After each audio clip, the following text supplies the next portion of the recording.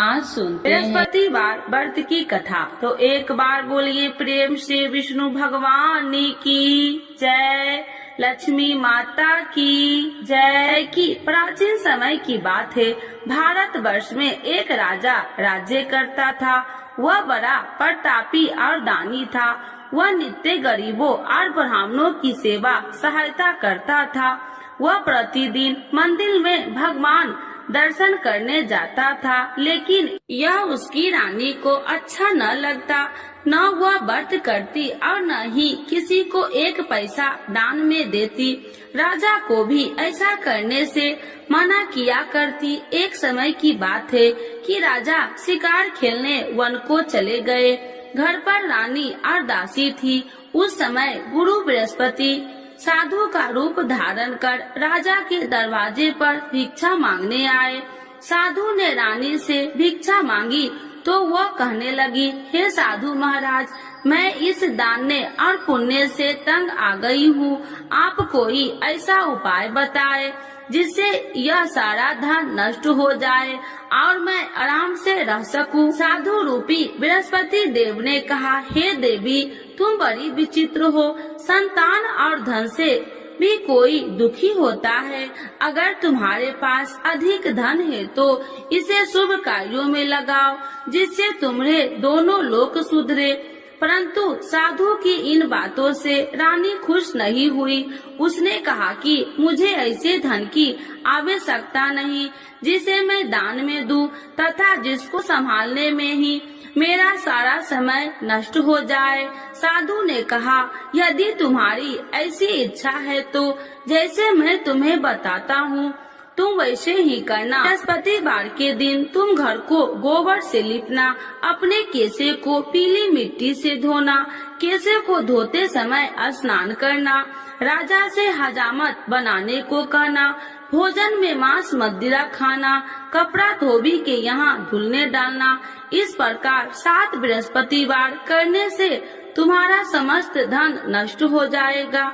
इतना कहकर साधु बने बृहस्पति देव अंतर ध्यान हो गए। साधु के कहे अनुसार करते हुए रानी को केवल 3 बृहस्पतिवार ही बीते थे कि उसकी समस्त धन संपत्ति नष्ट हो गई।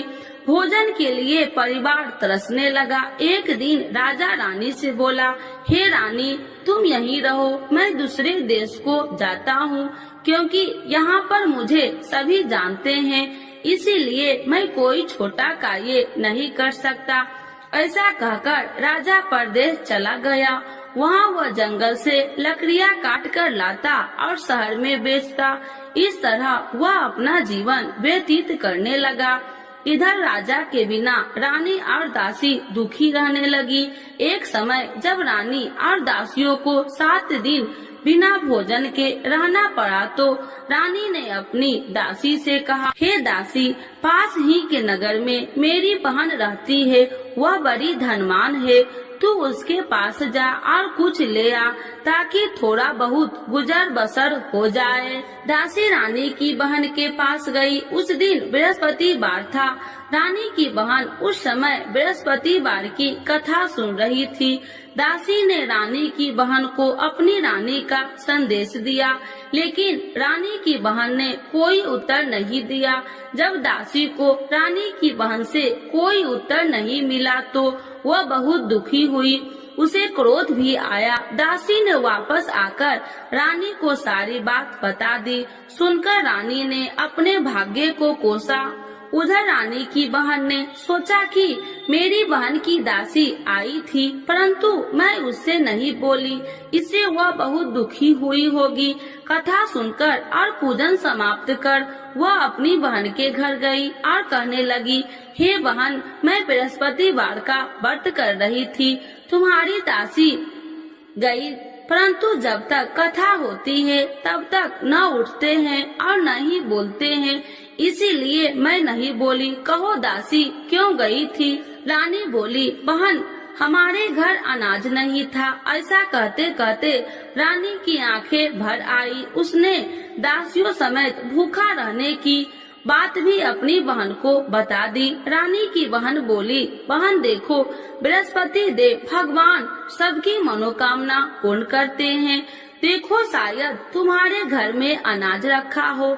यह सुनकर दासी घर के अंदर गई तो वहाँ उसे एक घड़ा अनाज का भरा मिल गया। उसे बड़ी हैरानी हुई क्योंकि उसे एक बर्तन देख लिया था। उसने बाहर आकर रानी को बताया। दासी रानी से कहने लगी, हे रानी, जब हमको भोजन नहीं मिलता तो हम व्रत ही तो करते थे, इसीलिए क्यों न इनसे व्रत और कथा की विधि पूछ ली जाए, हम भी व्रत किया करेंगे।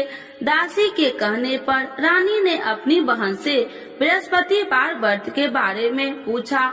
उसकी बहन ने बताया, बृहस्पतिवार के व्रत में चने की दाल और मुनक्का से विष्णु भगवान का केले की जड़ में पूजन करे तथा दीपक जलाए, पीला भोजन करे तथा कथा सुने। इससे गुरु भगवान प्रसन्न होते हैं, मनोकामना पूर्ण करते हैं।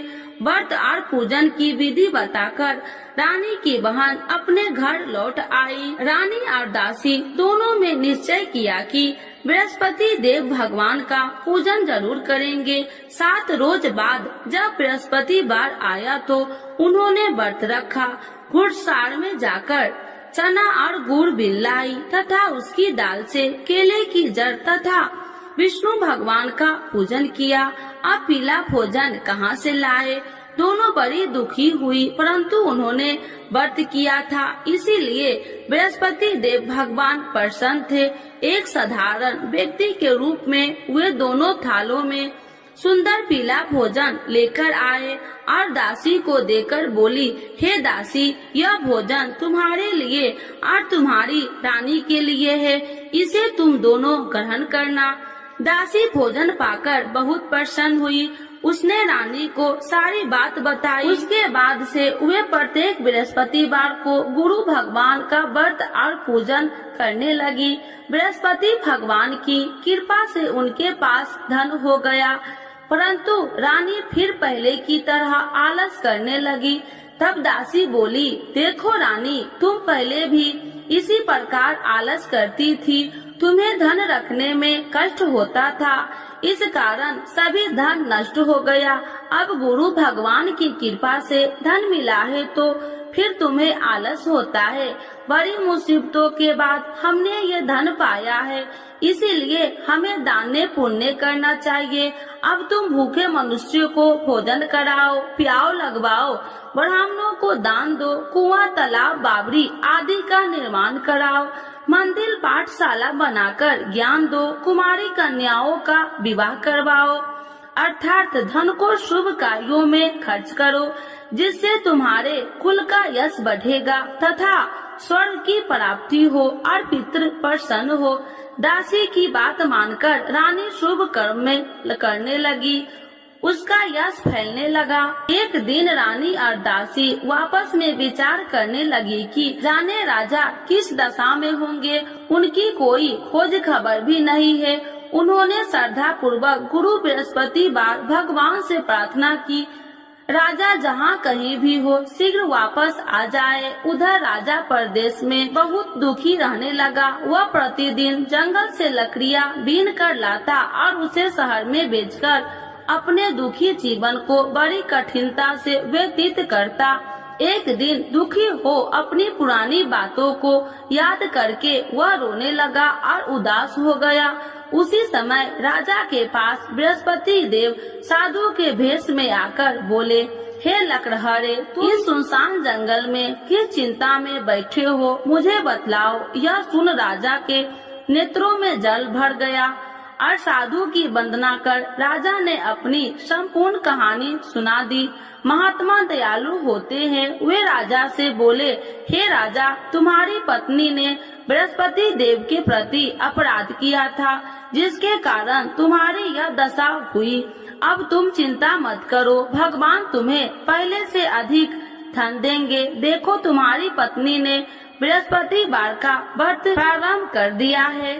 अब तुम भी बृहस्पतिवार का व्रत करके चने की दाल व गुड़ जल के लोटे में डालकर केले का पूजन करो। फिर कथा कहो या सुनो, भगवान तुम्हारी सब मनोकामनाओं को पूर्ण करेंगे। साधु की बात सुनकर राजा बोले, हे प्रभु, लकड़ी बेचकर तो इतना पैसा भई नहीं बचता जिससे भोजन के उपरांत कुछ बचा सकूं। मैंने रात्रि में अपनी रानी को व्याकुल देखा है। मेरे पास कोई साधन नहीं जिससे उसका समाचार जान सकूं। फिर मैं कौन सी कहानी कहूँ, यह भी मुझको मालूम नहीं। साधु ने कहा, हे राजा, मन में बृहस्पति भगवान के पूजन व्रत का निश्चय करो। वे स्वयं तुम्हारे लिए कोई राह बना देंगे। बृहस्पतिवार के दिन तुम रोजाना की तरह लकड़ियाँ लेकर शहर में जाना। तुम्हें रोज से 2 गुना धन मिलेगा, जिससे तुम भली भांति भोजन कर लोगे तथा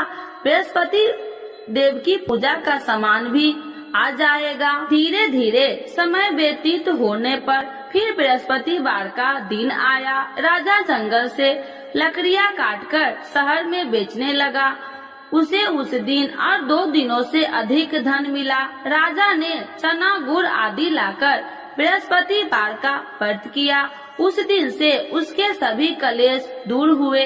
परंतु जब अगले गुरुवार का दिन आया तो वह बृहस्पतिवार का व्रत करना भूल गया। इस कारण बृहस्पति भगवान नाराज हो गए। उस दिन उस नगर के राजा ने विशाल यज्ञ का आयोजन किया था तथा अपने समस्त राज्यों में घोषणा करवा दी कि सभी मेरे यहाँ भोजन करने आवे। किसी के घर चूल्हा न जले। इस आज्ञा को जो न मानेगा उसको फांसी दे दी जाएगी। राजा की आज्ञा अनुसार राज्य के सभी वासी राजा के भोजन में सम्मिलित हुए, लेकिन लकड़हारा कुछ देर से पहुंचा, इसीलिए राजा को उसको अपने साथ महल में ले गए। जब राजा लकड़हारे को भोजन करा रहे थे तो रानी की दृष्टि उस खूंटी पर पड़ी जिस पर उसका हार लटका हुआ था। उसे हार खूंटी पर लटका दिखाई नहीं दिया। रानी को निश्चय हो गया कि मेरा हार इस लकड़हारे ने चुरा लिया है। उसी समय सैनिक बुलाकर उसको जेल में डलवा दिया। लकड़हारा जेल में विचार करने लगा कि जाने कौन से पूर्व जन्म के कर्म से मुझे यह दुख प्राप्त हुआ है। आज जंगल में मिले साधु को याद करने लगा। तत्काल बृहस्पति देव साधु के रूप में प्रकट हो गए और कहने लगे, अरे मूर्ख, तूने बृहस्पति देवता की कथा नहीं की, इसी कारण तुझे यह दुख प्राप्त हुआ है। अब चिंता मत कर, बृहस्पतिवार के दिन जेल खाने के दरवाजे पर तुझे 4 पैसे पड़े मिलेंगे। उनसे तू बृहस्पतिवार की पूजा करना तो तेरे सभी कष्ट दूर हो जाएंगे। अगले बृहस्पतिवार उसे जेल के द्वार पर 4 पैसा मिले। राजा के पूजा का सामान मंगवाकर कथा कही और प्रसाद बांटा। उसी रात्रि में बृहस्पति देव ने उस नगर के राजा को स्वप्न में कहा, हे राजा, तूने जिस जेल में बंद किया है उसे कल छोड़ देना, वह निर्दोष है। राजा प्रातः काल उठा और खूंटी पर हार टंगा देकर लकड़हारे को बुलाकर क्षमा मांगी तथा राजा के योग्य सुंदर वस्त्र आभूषण भेंट कर उसे विदा किया। गुरुदेव की आज्ञा अनुसार राजा अपने नगर को चल दिया। राजा जब नगर के निकट पहुंचा तो उसे बड़ा ही आश्चर्य हुआ। नगर में पहले से अधिक बाग, तालाब और कुएं तथा बहुत सी धर्मशालाएं, मंदिर आदि बने हुए थे। राजा ने पूछा कि यह किसका बाग और धर्मशाला है। तब नगर के सब लोग कहने लगे कि यह सब रानी और दासी द्वारा बनवाए गए हैं। राजा को आश्चर्य हुआ और गुस्सा भी आया कि उसकी अनुपस्थिति में रानी के पास धन कहां से आया होगा। जब रानी ने यह खबर सुनी कि राजा आ रहे हैं तो उसने अपनी दासी से कहा, हे दासी, देख राजा हमको कितनी बुरी हालत में छोड़ के गए थे, वह हमारी ऐसी हालत देखकर लौट न जाए, इसीलिए तू दरवाजे पर खड़ी हो जा। रानी की आज्ञा अनुसार दासी दरवाजे पर खड़ी हो गई और जब राजा आए तो उन्हें अपने साथ महल में लिवा आई। तब राजा ने क्रोध करके अपनी तलवार निकाली और पूछने लगी, बताओ यह धन तुम्हें कैसे प्राप्त हुआ। तब रानी ने सारी कथा कह सुनाई। राजा ने निश्चय किया कि मैं रोजाना दिन में 3 बार कहानी कहा करूँगा और रोज व्रत किया करूँगा। अब हर समय राजा के दुपट्टे में चने की दाल बंधी रहती तथा दिन में 3 बार कथा कहता। एक रोज राजा ने विचार किया कि चलो अपनी बहन के यहाँ हो आऊं। इस तरह का निश्चय कर राजा घोड़े पर सवार हो अपनी बहन के यहाँ चल दिया। मार्ग में उसने देखा कि कुछ आदमी एक मुर्दे को लिए जा रहे हैं। उन्हें रोककर राजा कहने लगा, अरे भाइयों, मेरी बृहस्पतिवार की कथा सुन लो। वे बोले, लो हमारा तो आदमी मर गया है, इसको अपनी कथा की पड़ी है। परंतु कुछ आदमी बोले, अच्छा कहो, हम तुम्हारी कथा भी सुनेंगे। राजा ने दाल निकाली और कथा कहनी शुरू कर दी। जब कथा आदि हुई तो मुर्दा हिलने लगा और जब कथा समाप्त हुई तो राम राम कह के वह मुर्दा खड़ा हो गया। राजा आगे बढ़ा, उसे चलते चलते शाम हो गई। आगे मार्ग में उसे एक किसान खेत में हल चलाता मिला। राजा ने उसे कथा सुनने का आग्रह किया, लेकिन वह नहीं माना। राजा आगे चल पड़ा। राजा के हटते ही बैल पछाड़ खाकर गिर गए तथा किसान के पेट में बहुत जोर से दर्द होने लगी। उसी समय किसान की माँ रोटी लेकर आई। उसने जब देखा तो अपने पुत्र से सब हाल पूछा। बेटे ने सभी हाल बता दिया। बुढ़िया दौड़ी दौड़ी उस घुड़सार के पास पहुँची और उसने बोली, मैं तेरी कथा सुनूंगी, तू अपनी कथा मेरे खेत पर ही चलकर कहना। राजा ने लौटकर बुढ़िया के खेत पर जाकर कथा कही, जिसके सुनते ही बैल खड़े हो गए तथा किसान के पेट का दर्द भी बंद हो गया। राजा अपनी बहन के घर पहुंच गया। बहन ने भाई को खूब मेहमानबाजी की। दूसरे रोज प्रातः काल राजा जागा तो वह देखने लगा कि सब लोग भोजन कर रहे हैं। राजा ने अपनी बहन से जब पूछा, ऐसा कोई मनुष्य नहीं है जिसने भोजन नहीं किया हो, जो मेरी बृहस्पतिवार की कथा सुन ले। बहन बोली, हे भैया, यह देश ऐसा ही है। यहाँ लोग पहले भोजन करते हैं, बाद में कोई अन्य काम करते हैं। फिर वह एक कुम्हार के घर गई, जिसका लड़का बीमार था। उसे मालूम हुआ कि उसके यहाँ 3 दिन से किसी ने भोजन नहीं किया है। रानी ने अपने भाई की कथा सुनने के लिए कुम्हार से कहा। वह तैयार हो गया। राजा ने जाकर बृहस्पतिवार की कथा कही, जिसको सुनकर उसका लड़का ठीक हो गया। अब तो राजा को प्रशंसा होने लगी। एक दिन राजा ने अपनी बहन से कहा, हे बहन, अब मैं अपने घर जाऊंगा, तुम भी तैयार हो जाओ। राजा की बहन ने अपनी सास से अपने भाई के साथ जाने की आज्ञा मांगी। सास बोली, हाँ चली जा, मगर अपने लड़कों को मत ले जाना, क्योंकि तेरे भाई के कोई संतान नहीं है। बहन ने अपने भाई से कहा, हे भैया, मैं तो चलूंगी, मगर कोई बालक नहीं चलेगा। अपनी बहन को भी छोड़कर दुखी मन से राजा अपने नगर को लौट आया। राजा ने अपनी रानी से सारी कथा बताई और बिना भोजन किए वह सैया पर लेट गया। रानी बोली, हे प्रभु, बृहस्पति देव ने हमें सब कुछ दिए हैं, वे हमें संतान अवश्य देंगे। उसी रात बृहस्पति देव ने राजा को स्वप्न में कहा, हे राजा, उठ, सभी सोच त्याग दे, तेरी रानी गर्भवती है। राजा को यह जानकर बड़ी खुशी हुई। 9वें महीने में रानी के गर्भ से एक सुंदर पुत्र पैदा हुआ। तब राजा बोला, हे रानी, स्त्री बिना भोजन के रह सकती है, परंतु बिना कहे नहीं रह सकती। जब मेरी बहन आए तो तुम मुझसे कुछ मत कहना। रानी ने हाँ कर दी। जब राजा की बहन ने यह शुभ समाचार सुना तो वह बहुत खुशी हुई तथा बधाई लेकर अपने भाई के यहाँ आई। रानी ने तब उसे आने का उलाहना दिया। जब भाई अपने साथ ला रहे थे तो तब टाल गई, उनके साथ न आई और आज अपने आप भागी भागी बिना बुलाए आ गई। तो राजा की बहन बोली, भाई मैं इस प्रकार न कहती तो तुम्हारे घर औलाद कैसे होती। बृहस्पति देव सभी मनोकामनाएं पूर्ण करते हैं। जो श्रद्धा भाव पूर्वक बृहस्पतिवार का व्रत करता है एवं कथा पढ़ता है अथवा सुनता है और दूसरों को सुनाता है, बृहस्पति देव उसकी सभी मनोकामनाएं पूर्ण करते हैं, उनकी सदैव रक्षा करते हैं। जो संसार में सद्भावना से गुरुदेव का पूजन एवं व्रत सच्चे हृदय से करते हैं, उनकी सभी मनोकामनाएं वैसे ही पूर्ण होती है जैसे सच्ची भावना से रानी और राजा ने बृहस्पति देव की कथा का गुणगान किया तो उनकी सभी इच्छाएं बृहस्पति देव जी ने पूर्ण की।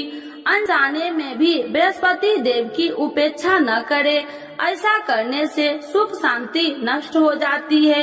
इसीलिए सबको कथा सुनने के बाद प्रसाद लेकर जाना चाहिए। हृदय से उनका नमन करते हुए जयकारा बोलना चाहिए। तो एक बार बोलिए प्रेम से, बृहस्पति भगवान की जय, विष्णु भगवान की जय, लक्ष्मी माता की जय। आरती श्री बृहस्पति देव की। ओम जय बृहस्पति देवा, स्वामी जय बृहस्पति देवा, छीने छीने भोग लगाऊं, छीने छीने भोग लगाऊं, कदली फल में बा। ओम जय बृहस्पति देवा, तुम्हें पूरन परमात्मा, तुम्हें अंतर्यामी, स्वामी तुम्हें अंतर्यामी, जगत पिता जगदीश्वर, जगत पिता जगदीश्वर, तुम्हें सबके स्वामी। ओम जय बृहस्पति देवा, चरणामृत निज निर्मल, सब पातक हरिता, स्वामी सब पातक हरिता, सकल मनोरथ दायकी, सकल मनोरथ दायकी, कृपा करो भरता।